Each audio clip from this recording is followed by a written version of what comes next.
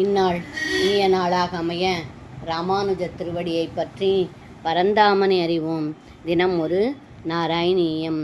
சத்யாம் கத்வா புனருதவஹோ நக்னஜின் நந்தனாம் தாம் பத்வா சப்தாபிச்ச விஷவரான் சப்தமூர்த்தின் நிமேஷாத் பத்ராம் நாம பிரததுரததே தேவசந்தர்தனாத்யாஸ்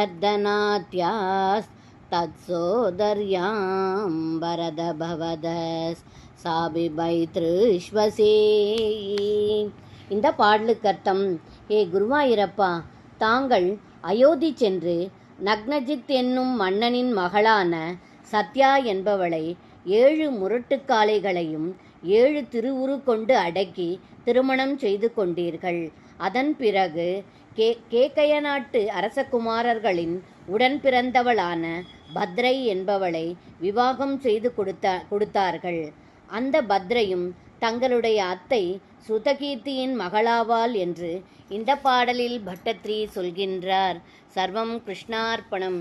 ஸ்ரீ குருவாயூரப்பன் திருவடிகளே சரணம்.